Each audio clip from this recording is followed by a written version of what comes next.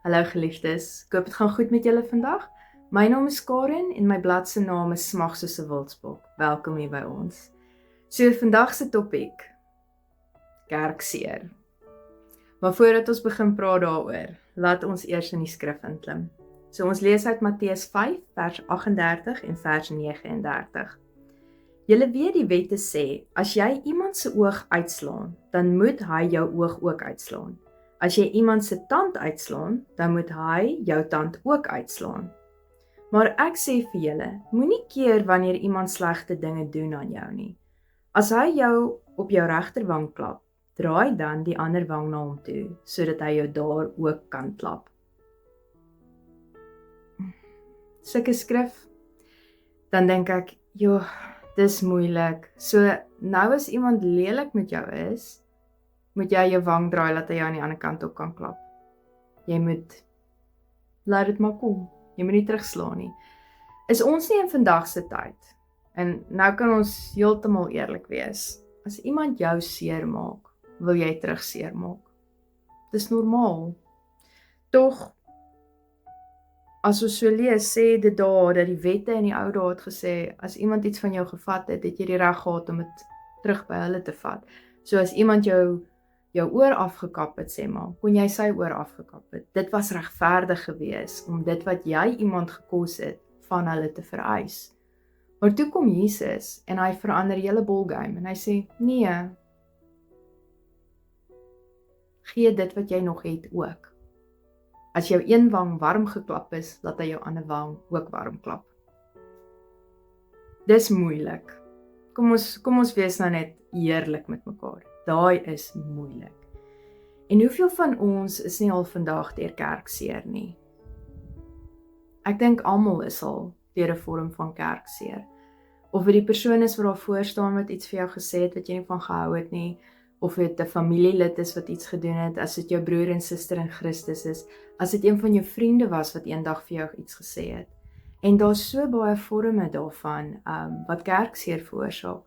Maar ek dink die grootste oorsaak daarvan is skinder, is woorde wat oorgedra word, wat een persoon iets oor iemand anders te sê wat nie nodig is nie, en dan kry dit 'n stertjie, en nog 'n stertjie, en nog 'n stertjie, en teen die tyd wat dit by jou uitkom, dan is dit so groot probleem, wat jy nie eens geweet het jy het nie, en almal weet daarvan. Dis nie lekker nie. En toe die Here vanoggend vir my gesê het, toe ek wakker word, hierdie is die topik wat ons oor gaan praat, toe dink ek net, asseblief nie Here, nie dit nie, nie nou nie, miskien oor 'n maand of 2, die Here wil my nie laat gaan nie.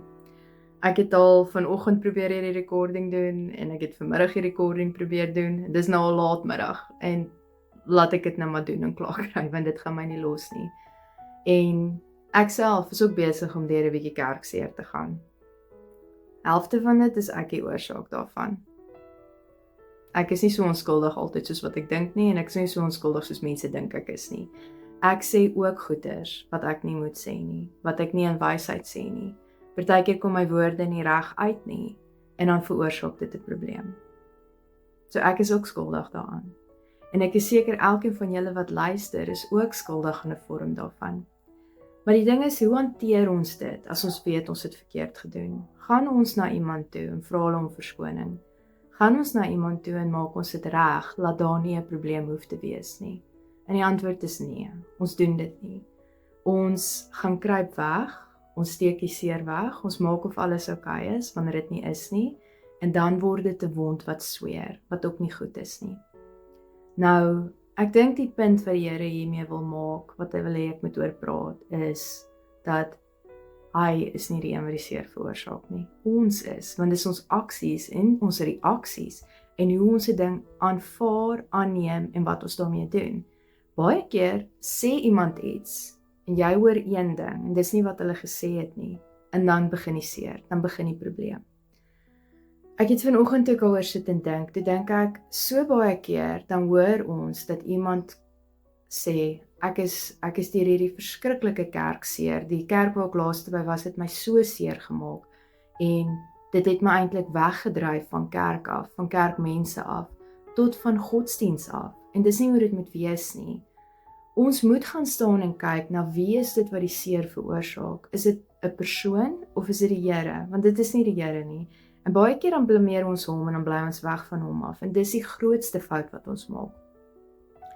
Ons moet leer om beter met ons probleme te deel. Ons moet daardeur werk. Ons moet begin sien dat wat is my reaksie teenoor 'n ding? Gaan dit iemand anders te laat sukkel? Gaan hulle dit verstaan? Of gaan ek nou maar net mislik wees en voortgaan en maak soos wat ek wil en net nie omgee nie, want ek gaan eerste kom. En partykeer moet ons ander eerste sit. Ons moet dink oor wat is die reaksie van ons aksies, van die besluite wat ons neem. Hoe gaan iemand anders te geaffekteer word of daarteen en daardeur? En ek het nou al baie gekyk na en dis nou was dit 'n gedagte wat ek vanoggend gehad het.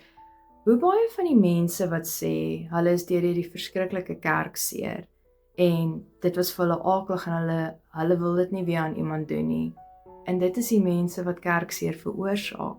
Juis omdat hulle nooit met daai pyn en die probleem van die vorige keer gedeel het nie. En dan kom hulle net in en dan doen hulle presies dieselfde aan hulle broer of suster. En daai is ook nie reg nie.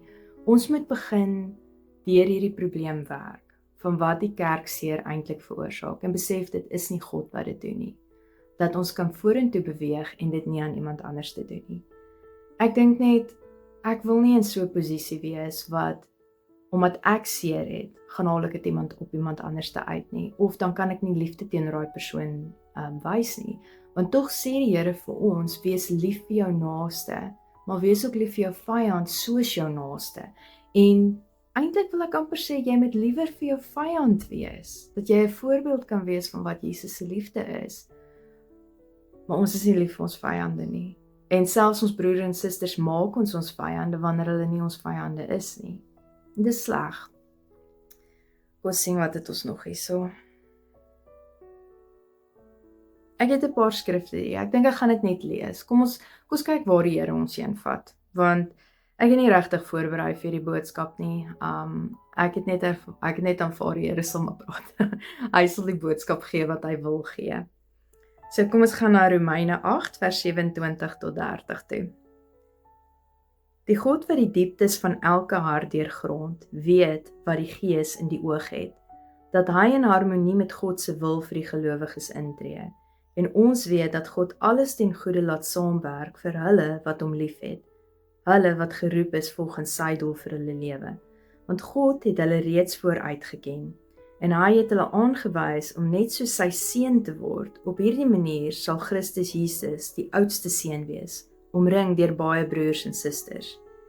Die wat hy vooruit aangewys het, het hy ook geroep, en die wat hy geroep het, het hy ook vrygespreek. En die wat hy vrygespreek het, aan hulle het hy heerlikheid gegee. Volgende skrif. Jakobus 1 vers 2 tot 4.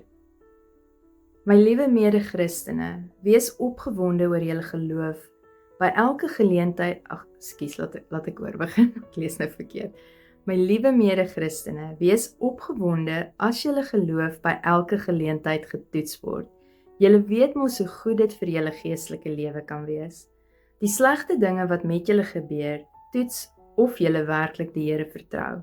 As dit met julle sleg gaan, leer julle juis om nader aan die Here te leef. Julle moet die Here toelaat om julle deur hierdie dinge te leer, wat dit beteken om altyd net op hom te vertrou. Kom wat wil. So sal julle geestelike groot mense word, wat weet hoe om in elke situasie reg op te tree. Okay, kom ons stop eers daar. Nou uit daai skrif uit kan ons net klaar weet dat ons moet groei, ons moet deur hierdie toetse gaan. Maar groei ons of hou ons vas aan die seer? Laat ons laat gaan van die seer, laat ons vorentoe kan beweeg, laat ons soos groot mense saam met die Here groei, laat ons wysheid kan hê en laat ons weet beter hoe om ander te behandel. Want hier gaan dit oor, ons word 'n medebroer en suster van Jesus. Hy is die eersgeborene, hy is die voorbeeld. Ek het eendag iemand gehoor dat hy sê, Jesus is the prototype of how we should be. So, volg ons die voorbeeld of hou ons vas aan wat ons dink is reg? Want as ons groei saam met Jesus, gaan ons die voorbeeld volg. Ons gaan leer hoe om beter met mense te werk. En dat dit wat met ons gebeur het, dat ons dit nie weer aan iemand anders te doen nie. Dit is leer uit jou foute uit. So die laaste skrif. Efesiërs 4 vers 31 tot 32. Raak saam met alle ander slegte dinge ontslae van alle bitterheid, woede, wraak, geskel en gevloek.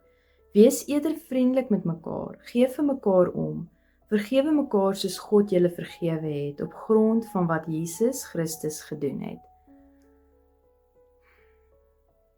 Laat ons gaan, nie ons doen nie. Ons hou vas. En ek dink dit is wat die Here se punt is met hierdie boodskap vandag, dat as jy seer het, en dis nie net kerkseer nie, daar's baie ander vorme van seer wat ons deurgaan, moenie daaraan vashou nie, want dit veroorsaak bitterheid, dit hou jou terug, en ons elkeen het 'n skepingsdoel wat ons moet uitleef. Here het dit beplan, dat hy jou op 'n bepaalde tyd, op 'n sekere plek wil hê en jou wil gebruik. Maar as jy nie reg is vir dit nie, as jy nog nie daai les geleer het wat hy wil hê, jy moet daai dag met iemand deel nie, gaan daai persoon nie gered word nie, daai persoon gaan nie gehelp word nie, daai persoon gaan nie leer om van hulle seer ontslae te raak nie. En deur dit alles, al gaan ek ook nou deur dit, en ek weet ek gaan nog baie deur dit gaan, wil ek nie aan iemand anders te doen wat aan my gedoen is nie. Ek wil nie eendag met bitterheid rondloop en woede en seer en op 'n dag met iemand na my toe kom en sê vir my, ja, maar jy het kerkseer veroorsaak. Jy het my in die kerk seer gemaak. En ek wil nie daardeur gaan nie. Ek wil nie met dit sit nie. En ek wil leer om te laat gaan van goeters wat my pla en woorde wat gesê is, woorde wat nie gesê is nie. As ek 'n boodskap moet gee en iemand wil dit nie ontvang nie, om te aanvaar hulle wil dit nie ontvang nie, hulle wil dit nie hê nie. Dit maak nie minder van my nie. Dit beteken nie ek het nie gedoen wat die Here van my verwag het nie. Partykeer moet ons net leer, dis okay. Iemand het seer en hulle maak jou nou maar seer terug. Maar dit beteken nie jy is altyd die een wat die skuld het nie. Partykeer is jy die een wat die skuld het, maar dit moenie saak maak nie, want ons moet 'n voorbeeld van Jesus wees. So ek wil vra, as jy iemand is wat deur 'n kerk seer gemaak is, deur 'n kerkpersoon, iemand wat jy vertrou het, iemand wat jy na opgekyk het, onthou asseblief, hulle is ook net mens. Hulle het ook probleme, hulle het ook swaar, hulle dra ook 'n las, dis nie net jy wat die las dra nie. Elkeen van ons in hierdie wêreld het iets wat ons nie oor praat nie, wat ons nie deel nie. En daai dag vir daai persoon dalk lelik met jou was dalk nie vir hulle 'n goeie dag nie. Onthou, jy weet nie wat gaan aan in hulle gedagtes nie, jy weet nie wat gaan aan in hulle lewens nie, jy weet ook nie wat gaan aan by hulle huis nie, wat se trauma hulle deurgegaan het, of wat se seer. Dalk is die persoon dat hy met siekte of sy met siekte sit, en hulle weet nie hoe om daaroor te praat nie, en dit is die menslike reaksie partykeer om seer te maak. Kyk verby die seer, en sien die persoon, en bid eerder vir daai persoon wat jou seer gemaak het, dat die Here vir hulle 'n openbaring sal gee, as dit is dat hulle 'n openbaring nodig het, dat die Here vir hulle verlossing sal bring, as daar iets is wat hulle verlos moet word van, of as dit 'n probleem is wat hulle net nie weet waar om die antwoord te kry nie, bid dat die Here vir hulle 'n antwoord sal bring. Maar moenie vinger wys nie. Ons moet ophou vingers wys en sê, jy het my seer gemaak, nou gaan ek jou terug seer maak. That's not the way. That's not the Jesus way. Kom ons begin weer liefde teenoor mekaar te toon. Kom ons wees vriendelik, kom ons glimlag, kom ons bring net weer daai joy wat die Here in ons bring uit. Al is daar seer, daar gaan altyd seer wees. Maar gaan bid vir die een wat jou seer gemaak het. Gaan bid dat die Here in hulle lewens sal werk en hulle sal seën. Want wat doen ons gewoonlik as ons seer het? Ons sê, Here, vat. Ek het seer, so laat daai persoon ook seer het. As ek nie dit mag hê nie, dan mag hulle dit ook nie hê nie. Ons moet laat gaan, ons moet vorentoe beweeg, laat die werk gedoen kan word. Want solank as wat jy seer en bitterheid in jou het, as gevolg van ander mense, kan die Here jou nie gebruik weer, om die volgendes op jou pad te help nie. En ons baie wat gehelp moet word. Daar is baie mense wat voor gebid moet word. Ons mense wat bedien moet word. En ons kan dit nie doen as ons met daai in ons hart sit nie. So kom ons laat gaan van kerkseer vandag. En laat die Here ons genees van dit wat in die verlede was. Laat ons vorentoe kan beweeg. En dan vra ek ook, Vader, help my asseblief, dat ek nie dit op ander mense gaan uithaal wat op my uitgehaal is nie. Ek wil 'n voorbeeld wees van Jesus se ware liefde. Ek wil in sy voetspore stap. En as iemand my sien en my hoor, moet hulle kan sê, daai is Jesus. Ek sien Jesus in daai persoon se lewe. Ek sien Jesus se lig deur haar skyn. Dis my grootste begeerte, om dit te wees. En nie die verlede nie die seer nie dit wat ek al verkeerd gedoen het, om laat mense dit moet onthou nie. Laat hulle kan sien die verandering, en dat die liefde daar uitstraal. So, laat ons gaan van die verlede, laat ons vorentoe beweeg, en laat ons laat gaan van kerkseer, want een gebou het jou dalk seer gemaak, of een huis het jou dalk seer gemaak, maar ons baie ander daar buite. As daar nie vrede in daai huis kan wees vir jou nie, dan laat die Here jou skuif na 'n huis toe waar jy familie kan vind, waar jy fellowship kan hê met mense, maar laat gaan van die verlede. Vergewe die wat jou seer gemaak het, en laat ons aanbeweeg. Julle moet 'n geseënde dag hê, en ons sal weer gou praat.